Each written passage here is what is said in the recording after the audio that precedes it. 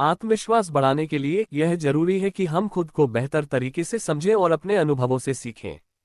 इस कहानी में हम देखेंगे कि कैसे एक साधारण व्यक्ति कदम दर कदम अपने आत्मविश्वास को बढ़ाता है और जीवन में सफल होता है। परिचय। ये कहानी है राघव की, जो एक छोटे से गांव में रहता था। राघव एक शांत स्वभाव का लड़का था, लेकिन उसमें आत्मविश्वास की कमी थी। वह हमेशा दूसरों की बातों पर निर्भर रहता था और अपनी क्षमताओं पर भरोसा नहीं करता था। वह सोचता था कि वह जीवन में कुछ बड़ा नहीं कर सकता। लेकिन एक दिन ऐसा कुछ हुआ जिसने उसकी सोच को पूरी तरह बदल दिया। पहला कदम, आत्म जागरूकता। राघव के जीवन में बदलाव की शुरुआत तब हुई जब उसके स्कूल के एक शिक्षक ने उसे समझाया कि अगर वह खुद पर विश्वास करेगा तो वह कुछ भी कर सकता है। शिक्षक ने कहा, तुम्हारी सबसे बड़ी ताकत तुम्हारे भीतर है। तुम जैसे हो वैसे ही सबसे अच्छे हो, बस खुद को पहचानो। राघव ने पहली बार खुद को जानने की कोशिश की। उसने सोचना शुरू किया कि वह किन चीजों में अच्छा है और किन चीजों में उसे सुधार की जरूरत है। इस प्रक्रिया में उसने पाया कि वह चित्रकला में बहुत अच्छा है। यह उसकी पहली जीत थी। उसने खुद को समझा और एक क्षेत्र में अपनी ताकत को पहचाना। दूसरा कदम, छोटे लक्ष्य बनाना। राघव ने तय किया कि वह अपने आत्मविश्वास को धीरे धीरे बढ़ाएगा। उसने शुरुआत छोटे छोटे लक्ष्यों से की। पहले उसने स्कूल में होने वाली चित्रकला प्रतियोगिता में भाग लेने का निर्णय लिया। वह जानता था कि यह कोई बड़ा लक्ष्य नहीं है, लेकिन इसके माध्यम से वह खुद को परखना चाहता था। उसने अपनी पूरी मेहनत और लगन के साथ तैयारी की। जब प्रतियोगिता का दिन आया, वह थोड़ी घबराहट महसूस कर रहा था, लेकिन उसने खुद से कहा, मैंने मेहनत की है, मुझे अपना सर्वश्रेष्ठ देना है। और यही हुआ। उसने प्रतियोगिता में दूसरा स्थान प्राप्त किया। ये जीत उसके आत्मविश्वास को बढ़ाने के लिए एक महत्वपूर्ण कदम था। तीसरा कदम, असफलताओं को स्वीकार करना। हालांकि हर बार चीजें इतनी सरल नहीं होती। कुछ महीनों बाद राघव ने एक बड़ी प्रतियोगिता में भाग लिया, लेकिन इस बार वह हार गया। हार से उसे दुख हुआ, लेकिन उसके शिक्षक ने उसे समझाया, असफलता सफलता का हिस्सा है। असफलता हमें सिखाती है कि कहाँ सुधार की जरूरत है। राघव ने हार से घबराने की बजाय उससे सीखने का फैसला किया। उसने अपने गलतियों पर ध्यान दिया और अगले अवसर के लिए बेहतर तैयारी शुरू कर दी।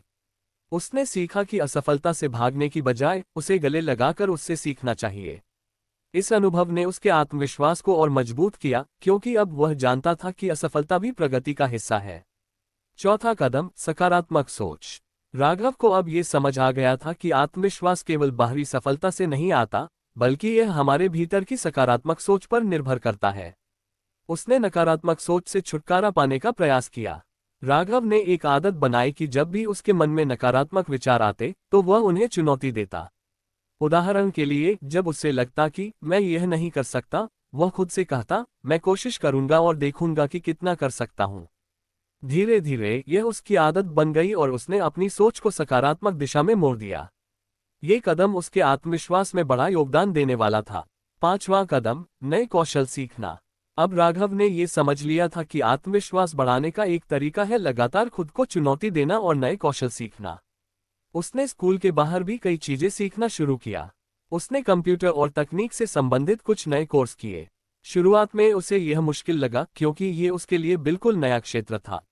लेकिन उसने हार नहीं मानी और धीरे धीरे वह इसमें भी माहिर हो गया। नए कौशल सीखने से उसका आत्मविश्वास बहुत बढ़ गया, क्योंकि अब उसे लगने लगा कि वह किसी भी नए काम को सीख सकता है, चाहे वह कितना भी मुश्किल क्यों न हो। छठा कदम, दूसरों से प्रेरणा लेना। राघव ने अपने आसपास के सफल लोगों से प्रेरणा लेना शुरू किया। उसने देखा कि सफल लोग भी असफलताओं का सामना करते हैं, लेकिन वे कभी हार नहीं मानते। उसने किताबें पढ़ी, इंटरनेट पर महान लोगों की कहानियां सुनी और उनसे सीख ली। राघव ने महसूस किया कि आत्मविश्वास सिर्फ अपनी क्षमताओं पर भरोसा करने से नहीं, बल्कि दूसरों की सफलताओं और संघर्षों से प्रेरणा लेकर भी बढ़ाया जा सकता है। उसने सीखा कि सफलता पाने के लिए हमें धैर्य रखना चाहिए और लगातार प्रयास करना चाहिए। सातवां कदम, आत्मचर्चा। राघव ने एक और नई आदत डाली, आत्मचर्चा। वह हर रात सोने से पहले दिन भर की अपनी उपलब्धियों और असफलताओं पर विचार करता था। उसने खुद से सवाल पूछना शुरू किया, आज मैंने क्या अच्छा किया, कहाँ मैं बेहतर कर सकता था। यह आत्मचर्चा उसके लिए बहुत उपयोगी साबित हुई। इससे वह अपनी गलतियों को सुधारने लगा और अपनी ताकतों को पहचानने लगा। आत्मचर्चा से उसे ये भी समझ आया कि हर दिन कुछ न कुछ नया सीखा जा सकता है और इससे उसका आत्मविश्वास और मजबूत हो गया। 8वां कदम, खुद पर भरोसा रखना। राघव को अब ये समझ आ गया था कि आत्मविश्वास का सबसे बड़ा आधार है खुद पर भरोसा रखना। उसने ये निर्णय लिया कि चाहे जो भी हो, वह कभी अपने आप पर शक नहीं करेगा। उसने महसूस किया कि आत्मविश्वास हमारे भीतर की आवाज है, जो हमें बताती है कि हम किसी भी परिस्थिति का सामना कर सकते हैं। अब वह अपने हर कदम को आत्मविश्वास के साथ उठाने लगा और जीवन में सफलता पाने के लिए पूरी तरह तैयार हो गया। निष्कर्ष, राघव की इस यात्रा से हमें ये सीख मिलती है कि आत्मविश्वास एक रात में नहीं आता।